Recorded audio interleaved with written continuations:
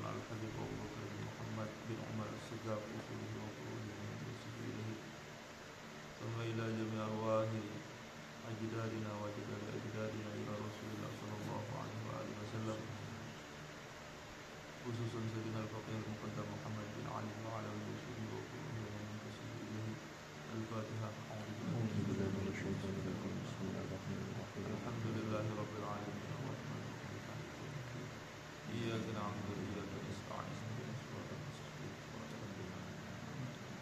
ghairil maghdubi 'alaihim waladdallin. Lanjutkan. Bismillahirrahmanirrahim. Soal mal farqu bainal mu'jizati was sihri. Pertanyaan, apa perbedaan bainal mu'jizati antara mukjizat, pengertian mukjizat, was sihri dan sihir? Jawab, as-sihru amrun khariqun lil 'adah fi badi'ir ra'yi tumkinu mu'aradatuhu. Sihir itu merupakan amrun khariqul adah, sesuatu yang bersifat melawan adat kebiasaan.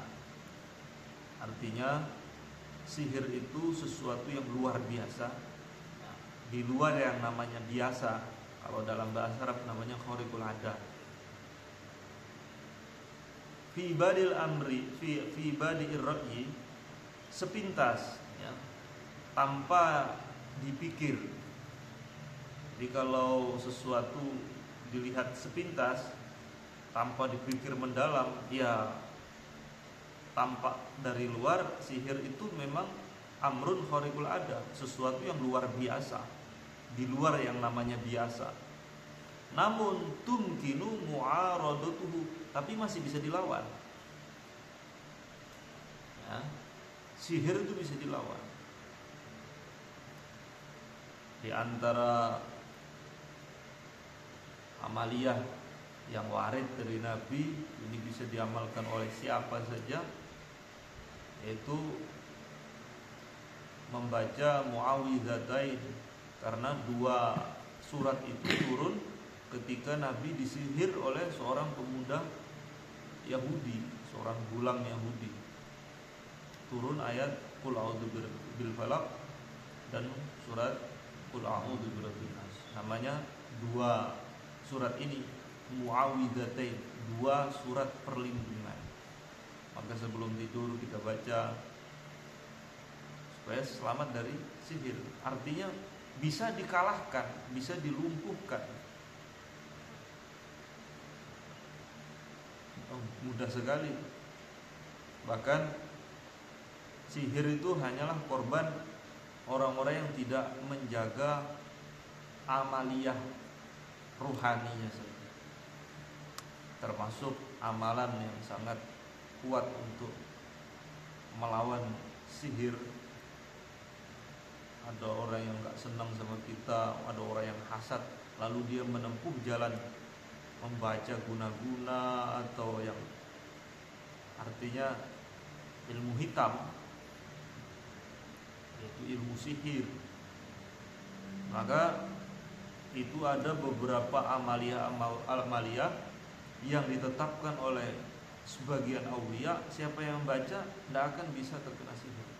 Nah, di antaranya setiap ba'da sholat subuh pagi, intinya begitu, setiap pagi membaca sholawat qamarul wujudnya milik Al-Habib Abu Bakar bin Muhammad bin Umar As-Segaf Gresik. Allahumma salli ala Sayyidina Muhammadin qamaril wujud fi hadzal yawm wa fi kulli yawmin wa fil yawmil ma'ud sirran wa jahra fid dunya wal ukhra wa ala alihi wa sahbihi wa sallim 10 kali. Nah, siapa yang baca 10 kali sholawat qamaril wujud milik Habib Abu Bakar Gresik, di antara faedahnya dia tidak akan mampu ditembus oleh sihir manapun. dan rizkinya akan lapang dan persoalannya selalu mudah.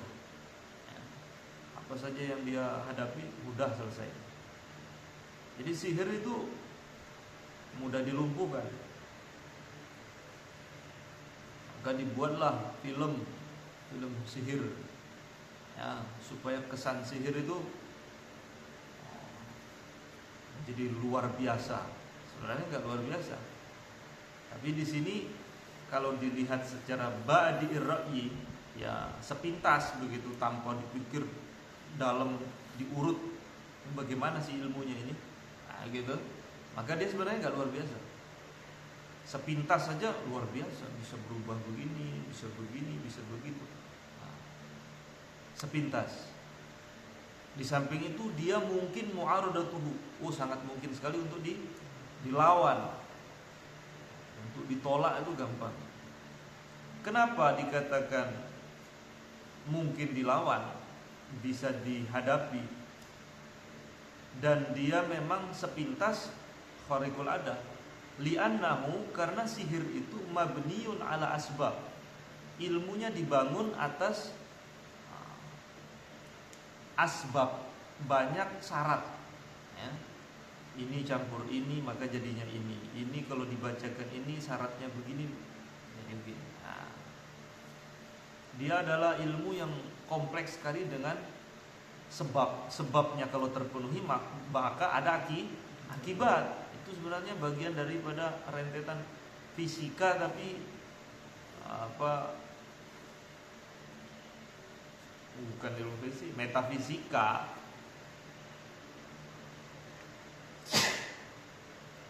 Alhamdulillah. Kemudian musannif mengatakan man arafaha wa ta'ataha hasala ala yadihi dzalikal amr. Karena itu ilmu sebab, man arafaha, barang siapa yang mengetahuinya, wa ta'ataha, dan melakukannya, hasala, maka dia akan terhasilkan, akan muncul ala yadihi, di tangan orang tersebut, zalikal amr, ya, akibat dari sihir tersebut. Siapa saja, tidak harus penyihir bisa membuat sihir. Siapa yang tahu syaratnya, man arafaha, dia tahu sebab-sebabnya, wa ta'ataha, dia penuhi syarat-syaratnya itu, ya muncul dampak yang sama seperti yang dilakukan oleh para penyihir. Kalau penyihir itu kan profesi, dia memang makan lewat situ. Tapi ilmu itu siapapun bisa. Siapapun bisa. Oleh karena itu ini bukan satu yang khariqul ada. Wa huwa fil haqiqah, oleh karena itu sihir itu secara hakikat, wa nafsil amri, dan secara kenyataan, ghairu khariqin lil adah, dia bukan sesuatu yang bersifat bertentangan dengan adat alias luar biasa, bukan. Keyakinan yang benar,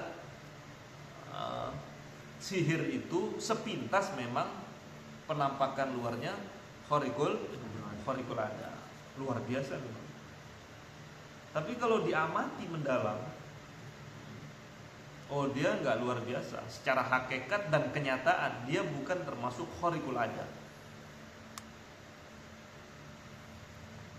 Karena apa? Ilmu itu dibangun seperti ilmu ini tuh. Sebenarnya ilmu apa namanya kalau orang yang ngotak-ngatik otomotif itu, terus nanti kalau dirancang jadi begini, ini menghasilkan energi ini.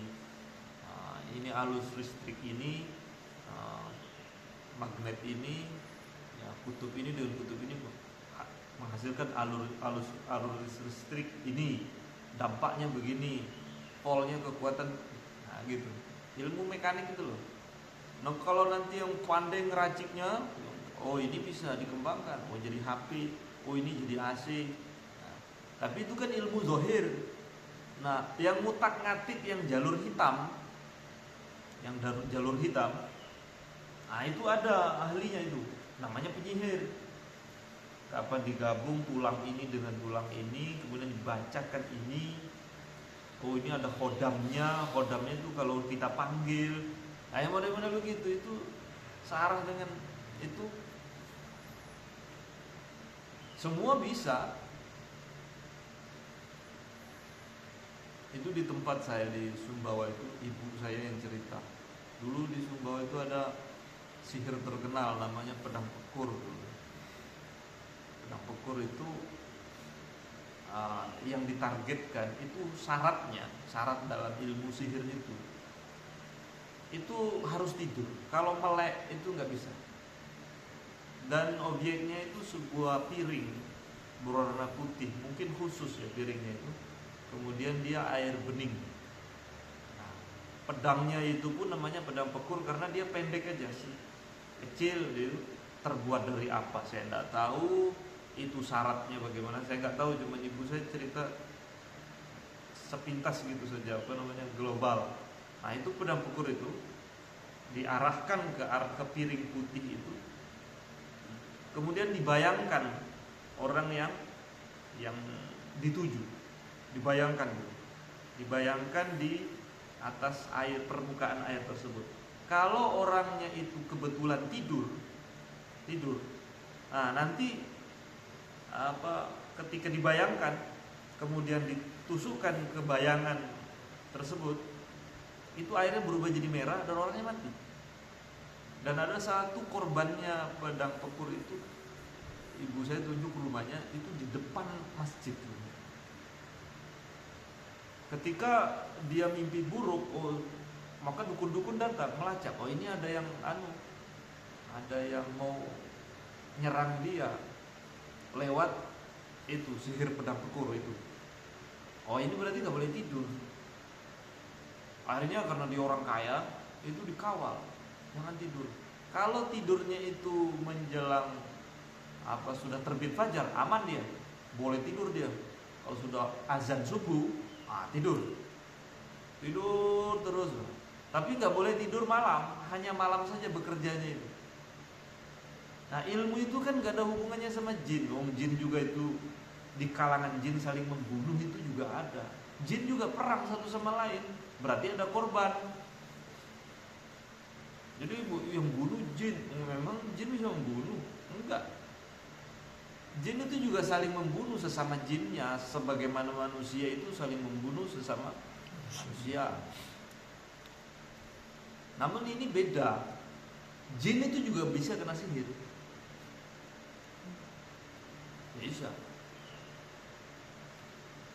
Jin juga bisa kena pelet, bisa. Ilmu sihir itu begitu kompleks sekali. Nah, itu yang paling jago sihir itu kalau zaman sekarang orang Yahudi. Karena ada sekte Yahudi namanya sekte Kabbala, itu dalam kitab Mausu'atul Yahud karangannya Tariq Basaudan itu memang ada sekte namanya Kabbala. Dia sihir itu tidak boleh ditulis, dan itu turun temurun di kalangan orang-orang Yahudi. Itu dibisik di telinganya. Jadi namanya Kabbala itu dari Qabbala. Jadi Kabbala itu artinya diterima tapi lewat bisik, dengar, nggak boleh ditulis, dihafal. Nah tadi orang yang kena sihir pedang pekur itu diceritain ibu saya waktu saya masih kecil. Ini saya ingat setelah ngelatih ingatan aja. Itu dijagain sama dukun-dukun, jangan tidur. Ketika dia ngantuk, tidur, bangun. Dia cari kerjaan, nonton TV ke apa, bangunin. Nah, tahu-taunya memang ya sudah nggak tahu. Nah, yang menjalankan pedang pekurnya itu sendiri, dia juga nggak boleh tidur. Dia harus terus awasi sampai bayangan itu kelihatan, berarti orangnya sudah tidur. Jadi sama-sama nahan ngantuk ini sebenarnya, cuman siapa yang betah. Akhirnya menjelang tahrim, Assalatu wassalamu alaiha. Wah, sudah. Dukunnya juga istirahat. Sebentar lagi subuh, tidur semua. Tidur semua menjelang subuh. Lah ini yang mau dikenain ini. Dia juga perasaannya ini karena nggak ada yang nungguin, tidur di situ yang detik terakhir menjelang azan itu langsung keluar darah, mati. Kena. Dan memang nyatanya begitu. Zohirnya sepertinya ya khariqul ada, tapi tidak, ini pembunuhan tapi dengan cara halus. Kan nggak ada jejaknya. Mana ada polisi nangkap orang yang membunuh lewat begitu, itu nggak ada. Makanya dosanya dosa besar jatuhnya. Bisa musyrik gitu. Orang datang saja ke dukun itu nggak diterima amal fardu maupun sunnahnya selama 40 hari. Jangan berhubungan dengan orang-orang yang suka mistik-mistik itu, dukun-dukun atau yang kecuali dukun beranak, boleh.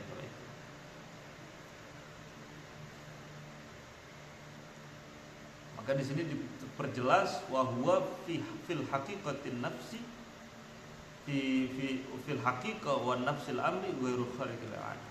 Wa gharabatuhu innama hiya bin nazari li jahli asbabihi. Nah, dia lebih dekat dengan bahasa aneh gitu aja. Wa gharabatuhu, dia bisa aneh. Dia bisa terlihat ini ganjil ini. Kenapa? Innama hiya, hal itu terjadi bin nazari, kalau kita lihat, kalau kita mengamati, li jahli asbabi, karena tidak tahu syaratnya. Kalau sudah tahu syaratnya, tahu sebabnya, tahu cara mainnya, dia bukan khariqul ada. Bisa paham? Kalau tahu caranya, ternyata cuma begitu, ini enggak, ini bukan, ini gampang ini. Karena lijah li asbabihi, tidak tahu syarat-syaratnya, hubungan satu sama lain, adanya akibat pun pasti ada sebab, ya, ada sebab akibat. Ya, akibatnya kita akan tahu remeh kalau tahu sebabnya itu ternyata cuma segitu. Sebab akibat itu terjadi. Tapi ketika kita tahu sebab, ini bukan khariqul ada. Ya. Ini bukan khariqul ada. Karena tahu sebabnya. Nah, kalau mukjizat, wa ammal mu'jizatu, kalau mukjizat fa innaha khariqun lil 'ada haqiqatan. Kalau mukjizat itu memang bertentangan dengan hukum fisika. Hakikatan secara hakikat. Memang nyata-nyata berubah ya berubah. Nabi membelah bulan, ya berarti terbelah, benar-benar terbelah. La yumkinu mu'aradatu tuha, la yumkinu mu'aradatuha. Tidak mungkin ditandingi, tidak mungkin bisa dilawan. Nggak mungkin ketika Nabi itu memunculkan mukjizatnya terus muncul tandingannya atau bisa dilawan gitu, nggak mungkin, nggak bisa, mustahil itu. Karena itu datangnya dari Allah. Fala yumkinu sahiru ayyaf'ala mithla fi'lil anbiya min ja'lil mayyiti hayyan. Maka tidak mungkin, fala yumkinu, maka tidak mungkin as-sahiru, seorang penyihir, ayyaf'ala, bisa melakukan mithla fi'lil anbiya, seperti apa yang dikerjakan, apa yang dilakukan oleh para nabi, dengan tanda kutip, saat muncul mukjizatnya, yaitu min ja'lil mayyiti hayyan, seperti contoh menjadikan orang yang sudah mati hidup kembali, sebagaimana yang masyhur kita ketahui merupakan mukjizat Nabi Isa. Wa qalbil 'asa, dan merubah tongkat hayatan menjadi ular. Sebagaimana yang kita tahu itu mukjizat Nabi Musa. Walidha, oleh karena itulah amanat saharatu fir'auna, semua penyihir Fir'aun beriman di Musa dengan Nabi Musa. Dari segi apanya? Lamma sarat asahu hayatan hakikatan. Karena mereka itu tahu sebab, ya namanya orang yang paling tahu asbab sarana, syarat-syarat ilmu sihir itu bisa berdampak tertentu, menghasilkan akibat. Kalau tahu asbab, mereka kan ahlinya, para penyihir itu. Karena dia sudah menguasai ilmu sihir, maka mereka bisa membedakan mana yang sihir, mana yang bukan.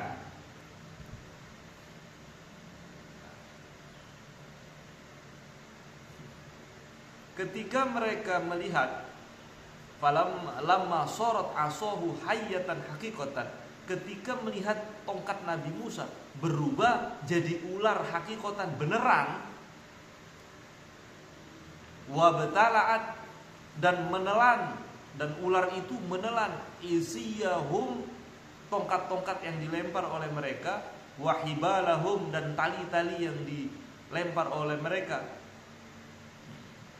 Kenapa? Lima arifatihim, karena mereka benar-benar ma'rifat, tahu bi anna hada, bahwasanya apa yang terjadi tongkat Nabi Musa yang berubah jadi ular tersebut, bi anna hada, sesungguhnya ini mimma la yata'atta bisahir, ini tidak bisa di luar konsep ilmu sihir ini berubah beneran.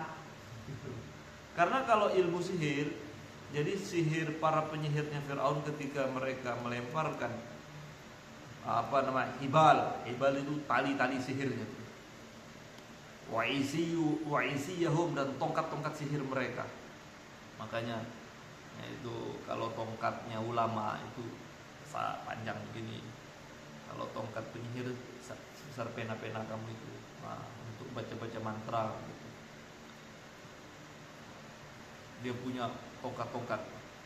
Ketika tongkat mereka itu dilemparkan, yang disihir itu adalah mata orang yang menyaksikan. Sehingga penyihir itu sendiri melihat tongkat mereka dan tali-tali mereka itu utuh, memang dalam bentuk tongkat, dalam bentuk tali. Namun mata manusia yang dikelabui dengan ilmu sihir tersebut agar terlihat itu ular, berubah jadi ular semua, hingga orang ketakutan.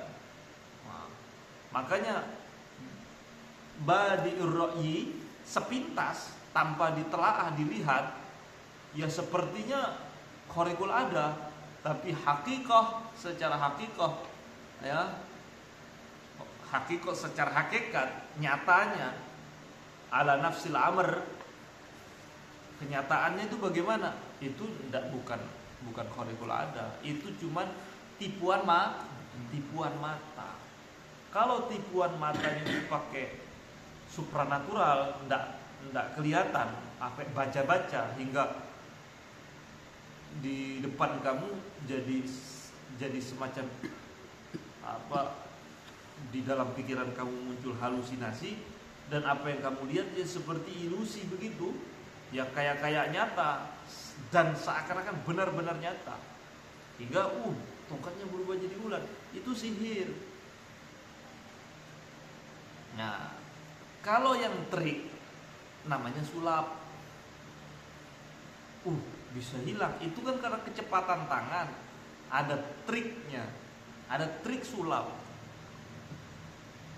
Nggak bisa dikatakan khariqul adah sulap itu. Dia bisa menghilangkan ini, bisa berubah ini. Enggak, itu trik. Bohong tapi dengan trik. Tapi kalau sihir sama, itu kebohongan sebenarnya. Tapi dia menggunakan hal-hal yang bersifat tidak nampak. Bohong. Ada orang membunuh pakai pedang, bacok, ada sanksinya itu. Nah, kalau orang merubah goloknya itu tidak tampak dan dikirim. Oh, itu beda. Ya, jadi sebenarnya konsepnya sama-sama membunuh.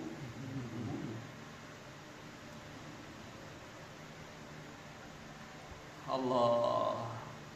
Wasihru, ilmu sihir, masdaruhu, sumbernya min nafsi ammaratin bisu. Sumber sihir itu sanatnya itu dari jiwa yang kotor, ya. Jiwa yang selalu mengajak kepada keburukan. Muzhiran, mazharon itu. Mazharon lil fasad, untuk menampakkan kerusakan. Jadi tidak ada habis kena sihir, sholat dia tambah khusyuk, dia ingat kepada Allah, tambah tawakal, ridho, sabar. Nggak bisa dia tuh, karena dia selalu arahnya itu negatif. Ya, sebab sihir itu selalu dampaknya adalah negatif. Mayufarriqu bainal mar'i wa zawji. Orang itu jadi cerai dengan istrinya, dibaca-baca akhirnya cerai. Arahnya itu untuk membunuh, balas dendam, pelampiasan orang sakit hati, ya, orang cemburu. Nah, itu sihir bisa jalan. Kapan itu? Karena itu berasal dari jiwa yang ammaratun bisu, mengajak kepada keburukan, mazharan lil fasad, dan dia menjadi simbolis lil fasad, kerusakan. Mazhar, dia sebagai simbolis rusak, kerusakan. Jadi tidak ada asbab sihir itu muncul kebaikan gitu, orang jiwanya jadi sholatnya khusyuk, jadi rajin ibadah, suka sodako. Setelah dia kena sihir dia ahli sodako, nggak bisa, karena dia mesti arahnya itu merusak saja, lil fasad. Wal mu'jizatu, sementara mukjizat, masdaruhu, sumbernya itu min nafsin zakiyatin, dari jiwa yang suci, yaitu para nabi. Kalau kalau sihir berasal dari jiwa yang kotor, yang jahat, ammaratun bisu, yang menyeru kepada keburukan, orang dendam, orang sakit hati, ya kan? Orang ingin memisah hubungan suami istri, orang yang dia benci, pokoknya sumbernya itu kebencian intinya. Sihir itu hanya sumber dari orang yang jiwanya kotor. Makanya sekte yang betul-betul menjaga ilmu ini turun temurun Yahudi sampai detik ini, dan klan itu masih ada sampai detik ini. Namanya klan Kabalan. Dan kamu hati-hati dengan orang yang kalau artis itu sudah pakai gelang merah, tapi dia kayak tali, karena itu simbol identitas. Dia kerjasama, dan saya tahu orang-orangnya karena diterangkan oleh ulama, bukan karena saya bukan tahu karena lewat-lewat yang begitu. Tahu karena memang ditulis oleh ulama siapa saja yang terlibat, baik itu di kalangan yang paling banyak itu di artis-artis yang tiba-tiba tenarnya itu mendunia, itu selalu pakai gelang merah. Merahnya tuh kayak tali gitu. Nah, ini dilingkar oleh beliau tuh Syekh doktor yang nulis itu, Syekh Doktor Tariq Saudan, di kitabnya Al-Mawsu'atul Yahudi. Itu sampai tingkatan, wah ini terkenal, saya sebut namanya, kamu langsung tahu semua. Dia pakai gelang merah. Nah, itu dibayar, kerjasama. Jadi dalam dunia media, multimedia begini, ketenaran itu unsur sihirnya kental sekali, dan diterangkan di dalam kitab itu, dan saya mengerti ada. Dan kata guru saya, sihir itu bisa berjalan melalui sinyal. Nah, yang paling aman itu tidak punya HP.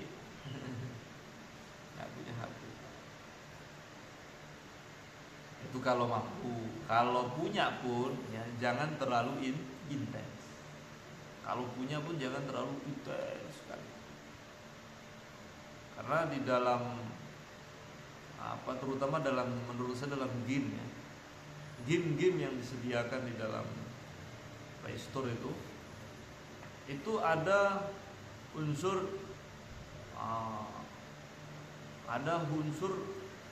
nagih, ada unsur ketagihan.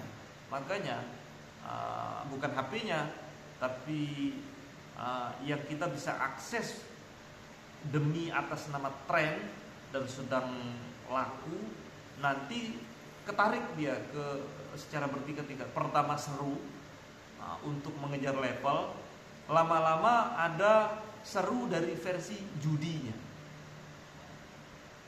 Jadi judi online itu bukan hanya main poker saja, tapi di dalam gamenya itu sendiri memang ada unsur judinya. Tapi dia pakai Bitcoin, dia pakai pakai, kalau yang game-game biasa minimal dia kejar angka dan dia sudah dapat prestasi level ini, begitu dia bisa jual itu untuk dilanjutkan dan lain-lain sebagainya.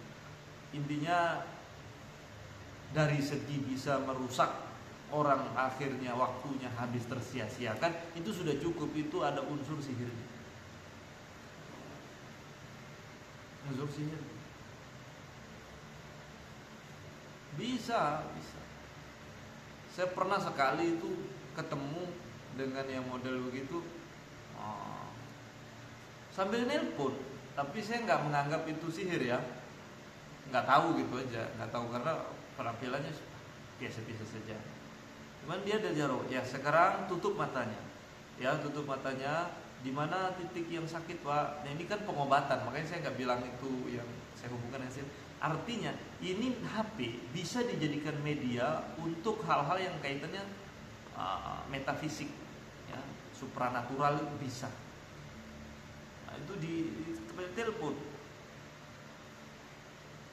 di bagian mana? Saya lihat sendiri. Oh bagian ini, ya, gitu. Oh, sudah, sekarang pegang bagian yang sakit itu. Sudah, ada terasa hangat, ada panas. Iya betul, iya. Oh, orangnya yang nelpon itu di depan saya. Oh iya. Terus ada rasa kupingnya berdenging. Oh betul. Dalam hati saya, ada apa gitu. Saya sedang diobati gitu, jarak jauh.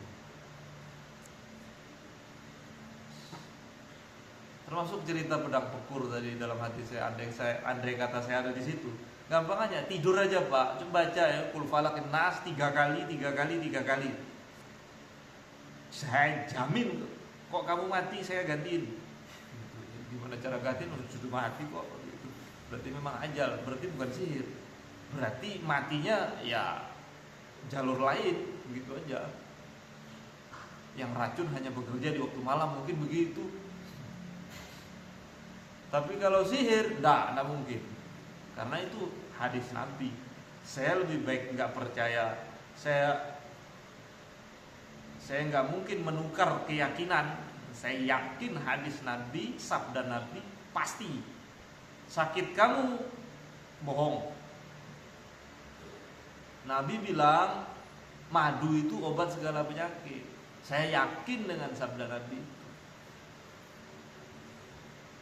Saya kemarin sakit perut minum madu tetap sakit. Nah, saya lebih percaya madu daripada perut kamu itu pembohong. Jangankan mulut, perutmu sendiri itu sudah bohong. Enggak bisa. Jadi kalau apa yang disabdakan oleh Nabi itu pasti. Tapi ada teman saya betul-betul dia katanya, iya berarti dia nggak yakin dengan sunnah Nabi, itu aja.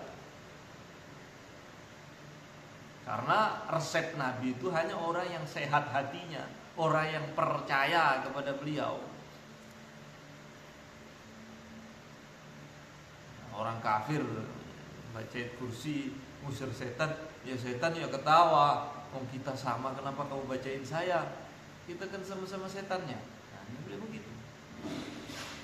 Jadi Ini beda. Ini jelas ya? Ini. Jadi wal mu'jizah masdaruhu min nafsiz zakiyah. Nah, mukjizat itu munculnya dari jiwa yang suci, yaitu jiwanya Nabi. Takunu mazharan, oleh karena itu mukjizat menjadi mazharan, simbolis atau penampakan lis solahi, untuk kebaikan, kesolehan, wal irsyadi, dan untuk memberi petunjuk. Intinya simbolis dari mukjizat yang melihat jadi baik, akhirnya beriman, mendapat petunjuk. Kalau yang sudah beriman semakin yakin dengan kenabiannya Nabi. Tapi kalau sihir tidak bisa. Dia simbolnya memang, dia sebagai simbolis kerusakan. Jadi nggak bisa kita katakan sihir itu sepenuhnya pengertiannya khariqul ada. Iya, dikatakan khariqul ada luar biasa kalau sepintas. Tapi kalau diamati dan diketahui sebabnya sehingga akibatnya terjadi seperti itu, itu nggak khariqul ada. Gorib gitu saja, aneh ya. Nah, kalau antum bilang sihir ini aneh, nggak apa-apa, karena kalau diberi pengertian gorobah, wa gorobatuhu innama bin nazri, ya, namanya aneh itu ya dilihat ini aneh ya karena kita nggak tahu tata caranya. Tapi kalau tahu tata caranya, oh ternyata begitu.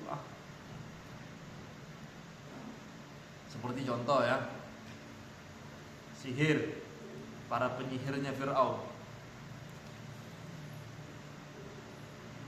Dia kan ahli dalam bidang sihir. Dia tahu syarat-syaratnya, sebabnya, lingkupnya, batasannya. Berarti ini kalau orangnya tidur di tanah ini sulit ini. Oh, kalau di atas apa bisa ini. Nah, makanya orang dulu itu kalau dia diancam bakal disihir, dia nggak tidur di ranjang bawah. Karena mati dia nggak bisa nuki. Dan jalannya hanya malam. Qul a'udzu birabbil falaq min syarri ma khalaq wa min syarri ghasikin idza waqab.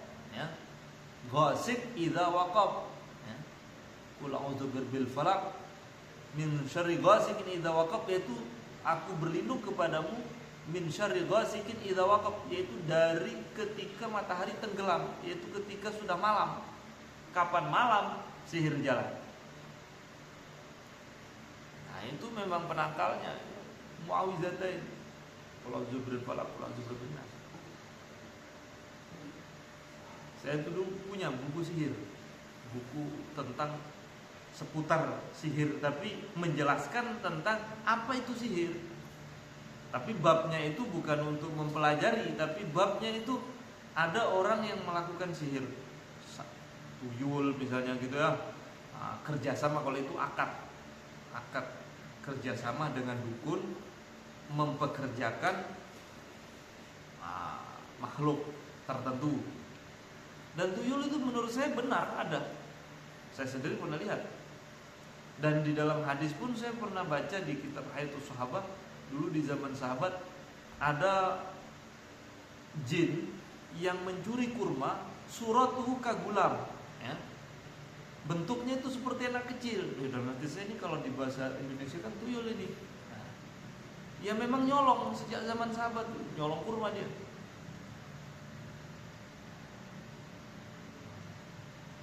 Ada yang surahnya begini, surahnya begitu. Wa ala kulli hal tidak menarik kita bahas model-model begitu. Tapi waktu itu saya baca menuduh orang yang melakukan sihir itu sebagai orang kafir, musyrik. Nah, tapi dia kan orang Islam, dukunnya juga Jumatan masalahnya ini. Nah, itu bagaimana? Itu ada kitabnya, saya pelajari. Oh, ternyata begini. Intinya sihir itu sesuatu yang sangat buruk, tercela, dan orang yang melakukannya jatuh dalam dosa besar. Itu yang jelas. Dan kalau dia meyakini ada bahwasanya akibat dari asbab persyaratan terrealisasinya pengaruh sihir tersebut itu memiliki kekuatan sendiri di luar qudratullah, dia musyrik. Syirik.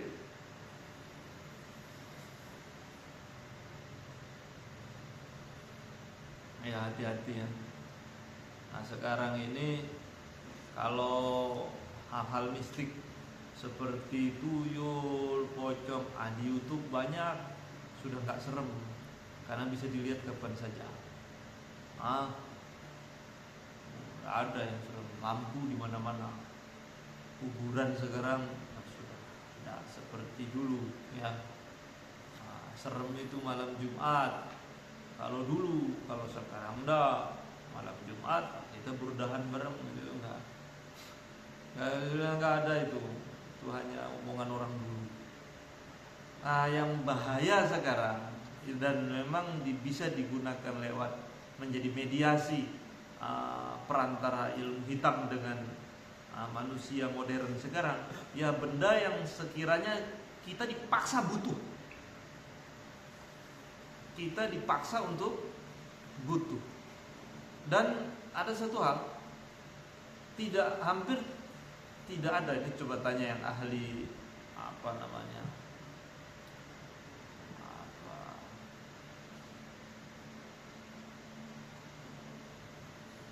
tanya yang Surabaya itu siapa, yang programmer itu, siapa? Ramadan, tanya Ramadan Kuaris itu, kayaknya dia tahu. Jadi perangkat-perangkat lunak dalam internet ini kan Syekh Abdurrahman Ar-Rifai dalam kitabnya Nihayatul Alam, ulama mutakhirin, beliau mengatakan ada hadis akan datang suatu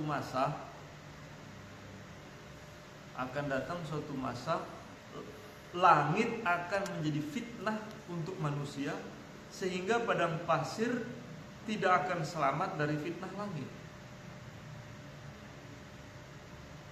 Maka beliau di situ menafsirkan fitnah langit itu adalah satelit, kendali nuklir semua untuk perang, satelit semua. Akses ini, kamu masih ingat nggak waktu dulu itu ketika pemilu, tiba-tiba WA itu sudah nggak bisa diakses, ya, nggak bisa sama sekali, dan itu kerugian besar dalam dunia bisnis online, berapa miliar itu hanya dalam berapa waktu, nggak lama kok dia, hanya kepentingan apa begitu. Alangkah mudahnya manusia itu sekarang dikendalikan karena sudah terperangkap dengan namanya butuh. Saya butuh itu, dagang saya butuh ini, saya butuh itu. Sekarang kalau mau kebal, berarti caranya gampang saja, jangan butuh gitu aja. Jangan buat dirimu bergantung. Apa saja yang terlalu dipaksa kita untuk bergantung, apalagi kalau ini sudah dianggap sebuah keniscayaan. Kayaknya saya sulit ke bandara itu, karena waktu masih disuruh akses kesehatan itu nggak tahu saya, ya, corona itu, nah, saya nggak ada, saya bilang saya nggak punya, memang agak susah. Orang akan tanya berapa nomornya, nah, sekali-kali jawab nggak ada nomor saya, sekali-kali begitu. Tapi kamu jadi orang yang unik ya, walaupun ada di tengah kota, tapi kalau nomor sudah tidak punya, ya kamu seperti orang dusun yang ada di tengah kota. Nah, kata-kata orang dusun sudah tidak ada zaman sekarang, karena paling dusun itu 4G.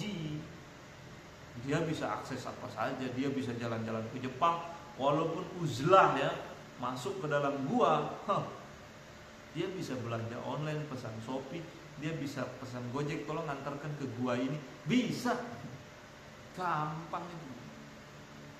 Makanya saya tertarik dengan pemikirannya, ya takwilnya ulama mutakhirin si Abdurrahman Rafi itu, langit akan menjadi fitnah untuk manusia. Artinya langit di situ bukan langit, tapi langit di situ apapun yang asalnya dari langit itu namanya langit. Bulan di langit ya langit. Nah, yang dimaksud di sini adalah satelit ditaruh di langit. Dia yang kendalikan. Sehingga padang pasir pun tidak luput dari fitnah langit. Kemudian di kitab itu beliau bilang, yaitu kamu pasang tenda di gurun pasir, kemudian kamu punya parabola, kamu bisa akses kemana saja. Badanmu saja ada di padang pasir, tapi kamu bisa akses seluruh dunia. Bisa. Mau di mana kamu lagi? Dan orang sudah tidak punya privasi. Ya. Seaman-amannya kamu, selama masih punya yang namanya terlalu bergantung, ya saya tidak menyalahkan orang yang punya, itu benar, nggak apa-apa, asal digunakan untuk hal positif, untuk jualan, untuk mengingatkan waktu sholat, untuk download kitab, buku yang positif, ya jadi positif, dapat pahala. Tapi yang masalahnya ini bergantung. Saya nggak bisa tanpa dia, hingga kehilangan HP itu tanda kutip kiamat sugro, sudah itu hancur semua. Mulai begitu. Jadi, nah kalau elit global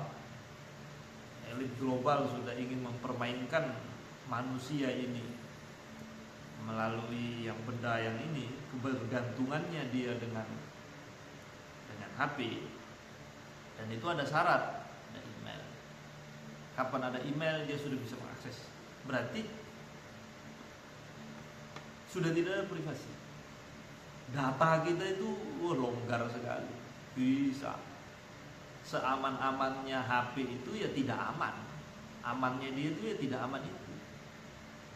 Dan seketika itu gampang munculkan suatu aplikasi yang dianggap sebuah trending, diikuti, nanti ditiru, gampang nyari duit. Wah, ikut semua. Nah, emailmu kedaftar kan itu syaratnya ada email. Masukkan email. Semua aplikasi-aplikasi yang sosial ya sifatnya. Kalau kamu nanti berurusan dengan orang yang dianggap X oleh negara, walaupun sorbanmu tebal, kamu alim, kamu nggak bisa dicari di Telegram, itu nggak bisa. Ketika kamu ketik itu, ya, fulan, gitu, ulama siapa, begitu, Habib siapa, karena dia dianggap berbahaya, kamu tidak sesuai dengan persyaratan komunitas kami, pasti begitu. Sudah nggak ada. Artinya ngatur diri sendiri aja kita sulit, tapi tidak terasa kita sedang diatur. Maka yang pemberani itu orang yang gak mau diatur. Cukup aturan Allah saja saya. Itu sepintas lalu lalang melihat keadaan sekarang aja. Ini ocehan saya gitu. Bukan sebuah teori atau dan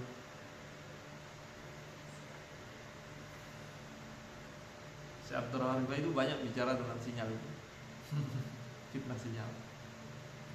Tapi yang saya lihat itu anak-anak kecil ketika dia sudah nonton, awalnya itu nonton itu film anak-anak itu. Film anak-anak, dan itu nagih. Dia berontak, dia kejang ketika dimatikan itu hati. Dan itu terjadi, saya lihat. Ada unsur nagihnya. Dia tuh semacam narkoba dalam bentuk lain. Awalnya video anak-anak. Terus diikuti. Ketika mau nangis, ibunya repot, dinyalain video. Nonton. Udah. Jadi dia semacam dicekok narkoba dalam bentuk bukan tampak, tapi ini unsur ketagihan itu.